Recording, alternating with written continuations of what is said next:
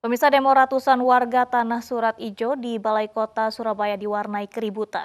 Ya, warga emosi karena perwakilan mereka tidak diizinkan masuk menemui Wali Kota Surabaya Tri Risma hari ini.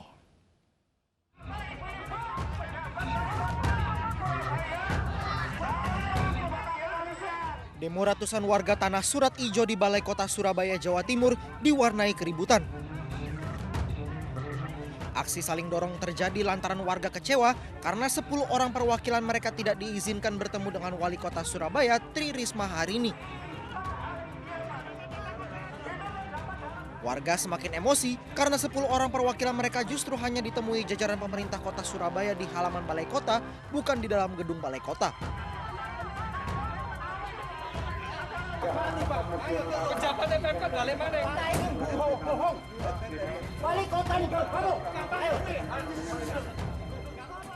Warga bersikeras meminta bertemu dengan Wali Kota Surabaya karena selama berunjuk rasa mereka hanya ditemui oleh perwakilan Pemkot Surabaya, yakni dari BPB dan Linmas Kota Surabaya. Namun saat dikonfirmasi terkait aksi ratusan warga Tanah Surat Ijo ini, Kepala BPB Linmas Irfan Widianto yang berada di lokasi enggan memberikan keterangan bahkan menghindar.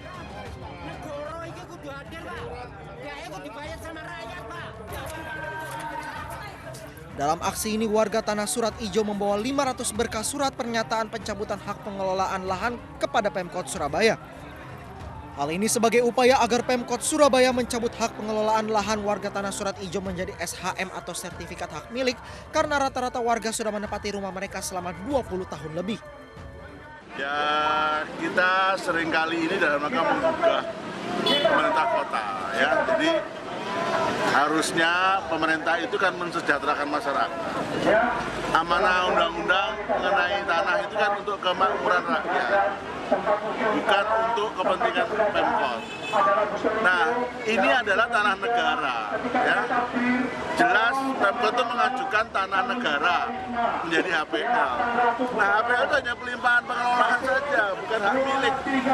Tapi oleh Pemkot disewakan. Alasannya retribusi, tapi sewa ya nggak bisa. Itu melanggar ketentuan.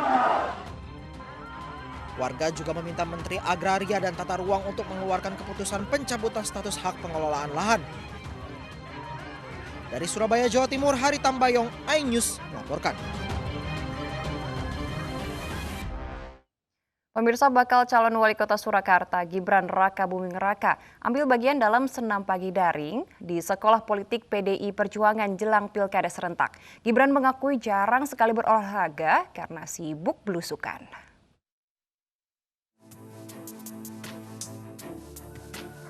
Bakal calon Wali Kota Surakarta Gibran Rakabuming Raka mengikuti senam pagi daring dalam rangkaian acara Sekolah Calon Kepala Daerah yang digelar PDI Perjuangan. Senam pagi yang dimulai pukul 6 ini diawali dengan pemanasan dipimpin oleh Kirana Larasati. Kemudian dilanjutkan oleh instruktur senam Eva Duyana yang merupakan calon wali kota Bandar Lampung. Sekjen PDI Perjuangan sempat mempertanyakan jersey Barcelona yang dipakai Gibran. Anak sulung Presiden Jokowi ini menyebut Barcelona merupakan klub kesukaannya. Mengapa pakai pakaian Barcelona, Mas? Ya senang aja sih, Pak. Memang. Oh iya. Dari dulu sukanya Barcelona, tapi ya kayaknya tahun ini kurang beruntung. Ada up and down. Demikian pula dalam olahraga. Tapi yang penting fairness ya, Mas. Jadi kalah atau menang dalam olahraga itu ada aturan main, ada wasit. Itu yang juga sebagai nilai yang harus dipelajari oleh para calon kepala daerah dan wakil kepala daerah kita. Putra sulung Presiden Joko Widodo ini juga mengatakan sebelum sekolah partai sering belusukan menemui warga sehingga olahraga berkurang. Kemarin nggak sempat olahraga, sibuk apa Mas? Belusukan terus Mas? Jadi kita kan dari pagi sampai malam belusukan terus. Jadi ya, waktu untuk olahraga agak kurang. Tapi ya alhamdulillah hari ini kita senam lebih tambah semangat. Olahraga daring ini merupakan rutinitas dalam Sekolah Politik PDI Perjuangan. Adapun peserta yang ikut adalah calon kepala daerah yang akan berkontestasi di Pilkada serentak 2020. Tim Liputan iNews melaporkan. Pemirsa, bakal calon wali kota Medan Sumatera Utara Bobi Nasution terus berupaya meningkatkan elektabilitas di Pilkada Kota Medan 2020. Bobi mengaku tidak ingin dikenal dan dipilih hanya karena sebagai menantu Presiden Joko Widodo.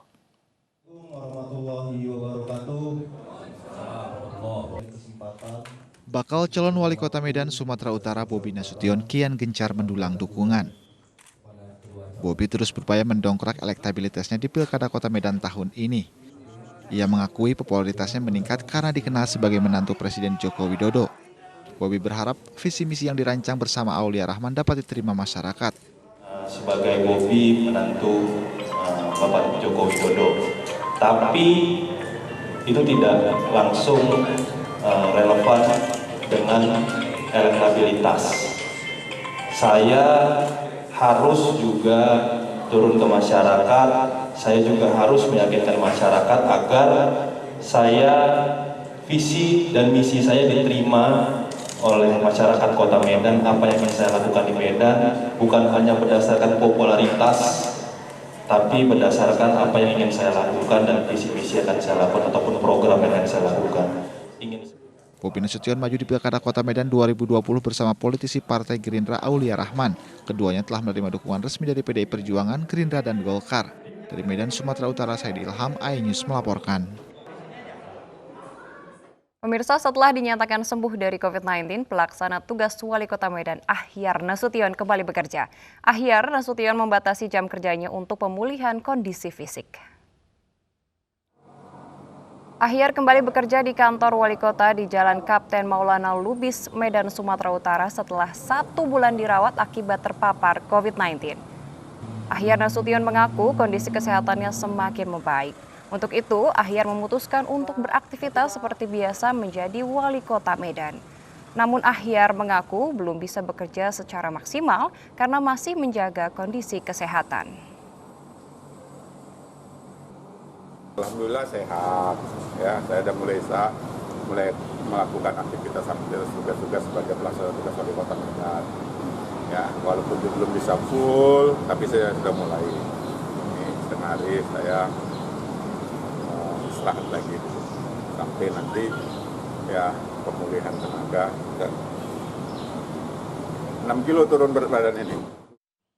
Ya, meski belum mendapat dukungan resmi dari PDI Perjuangan, putra kandung Tri Risma hari ini Fuad Bernardi terus menggalang dukungan untuk maju di Pilkada Kota Surabaya, Jawa Timur. Fuad menampung aspirasi terkait permasalahan di Surabaya kepada anak-anak muda Karang Taruna.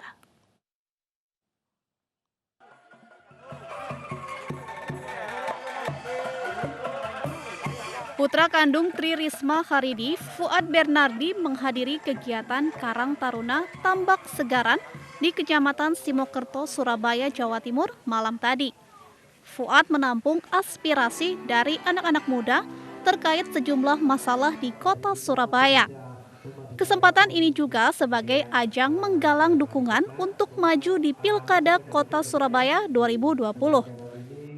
Ya, jadi memang kalau memang ada rekom dari DPP PDI kepada saya untuk menjadi cawawali, itu memang program pemuda menjadi salah satu concern saya, di mana Bu Wali Kota ini memang sudah bagus untuk pemuda, teman memang ada dari ketika kita tadi pada saat berdiskusi memang ada beberapa yang tidak mengetahui dari program-program Pemkot, dan itu menjadi nanti concern saya.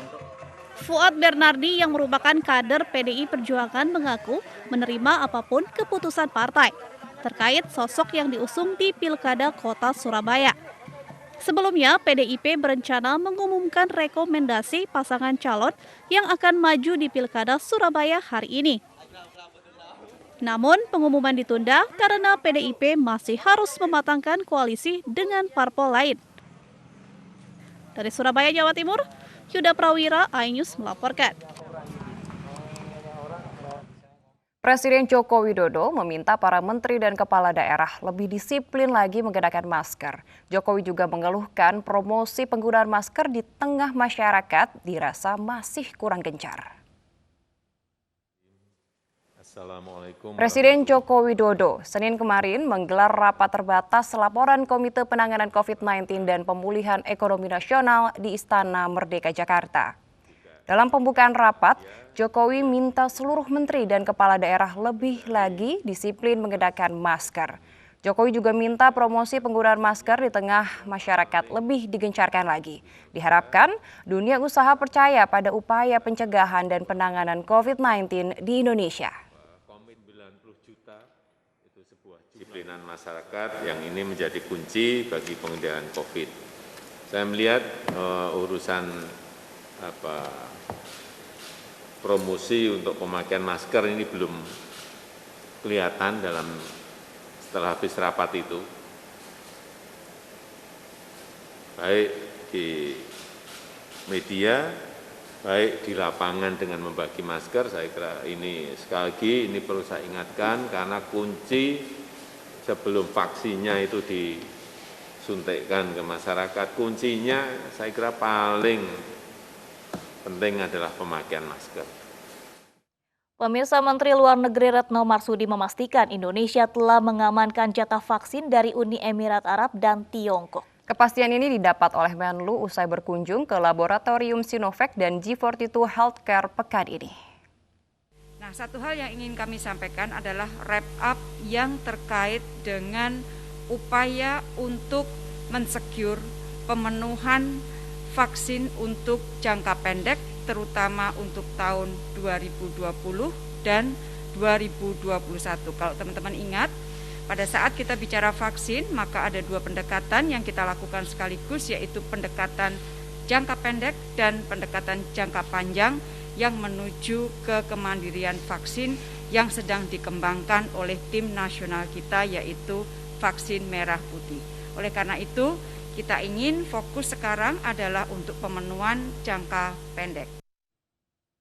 Kementerian Pariwisata dan Ekonomi Kreatif memastikan pariwisata nasional tetap berjalan di tengah pandemi. Nantikan informasi selengkapnya usai jeda berikut, tetaplah di iNews Pagi.